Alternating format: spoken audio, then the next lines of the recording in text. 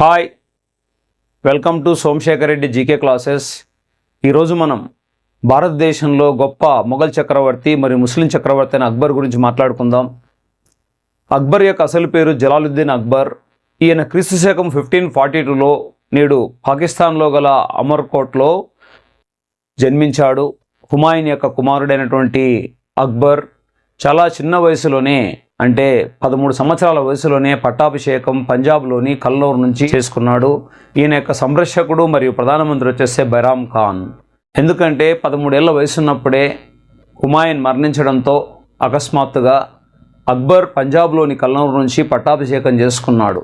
కాబట్టి ఆయనకు 1561 వరకు సంరక్షకుడుగా ప్రధానమంత్రిగా ఎవరు కొనసాగారంటే బైరామ్ ఖాన్.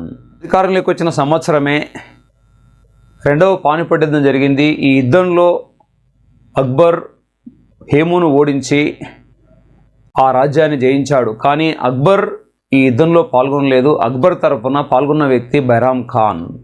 భారతదేశాన్ని పరిపాలించిన ముస్లిం చక్రవర్తుల్లో గొప్ప లౌకికవాది, గొప్ప పరిపాలనాదక్షుడు, నిరక్షరాస్యుడైనటువంటి మొఘల్ చక్రవర్తి. దట్ పర్సన్ ఎవరంటే అక్బర్. ఈయన అధికారంలోకి వచ్చిన తర్వాత 2 ముఖ్యమైన పన్నులను రద్దు చేశాడు.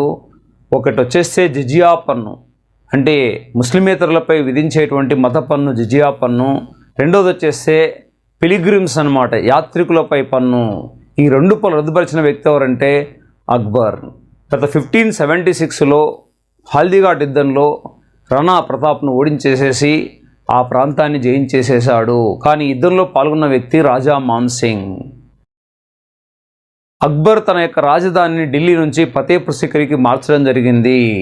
ఆగ్రాకు 35 కిలోమీటర్ల దూరంలో ఫతేపూర్ సిక్రీ నగరాన్ని నిర్మించి తన రాజధానిని అక్కడకు మార్చడం జరిగింది. ఫతేపూర్ సిక్రీలో ప్రధానమైన కట్టడాలు తీసుకుంటే మనకు బులంద్ దర్వాజా, గుజరాత్పై విజయాన్ని చిహ్నంగా అక్బర్ కట్టించిన కట్టడం పేరే బులంద్ దర్వాజా. అక్బర్ తన గురువైన షేక్ సలీం చిస్తి జ్ఞాపకార్థం ఆయన సమాధిని నిర్మించాడు. ఆ తర్వాత వచ్చేస్తే బౌద్ధులు ప్రార్థనా స్థలం కోసం పంచమహల్ నిర్మించాడు. తన హిందూరానటువంటి జోధాబాయి కోసం జోధాబాయి ప్యాలెస్ నిర్మించాడు. ముస్లింలు ప్రార్థన చేసుకునేందుకోసం ఇబాదత్ ఖానాన్ని నిర్మించాడు. దివానీ ఆమ్, అక్బర్ యొక్క ఆస్థానాన్ని దివానీ ఆమ్ అంటారు. దివానీ కాస్, అక్బర్ కవులు కూర్చున్నటువంటి ఆస్థానాన్ని దివానీ కాస్ అంటారు. అక్బర్ నవరత్నాలని పోషించాడు. ఆ నవరత్నాలకు అధిపతి అబుల్ ఫజల్.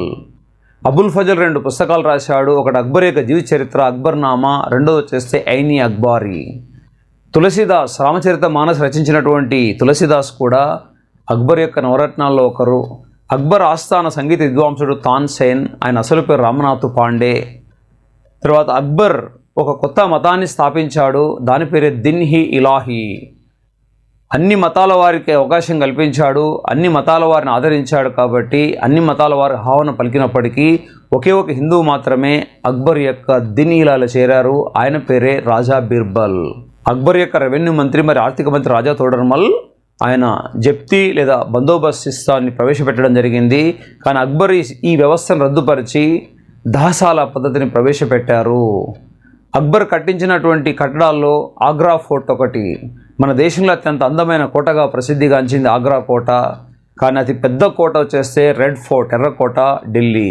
అక్బర్ కాలంలో ప్రసిద్ధిగాంచిన చరిత్రకారుడు బదోని సారథ్యంలో మహాభారతాన్ని పర్షియన్ భాషలోకి అనువదించడం కూడా జరిగింది. దాని పేరే రజ్మనామా. ఈ విధంగా కొన్ని ముఖ్యమైన విషయాలు మన అక్బర్ గురించి గుర్తుంచేసుకోవాలి.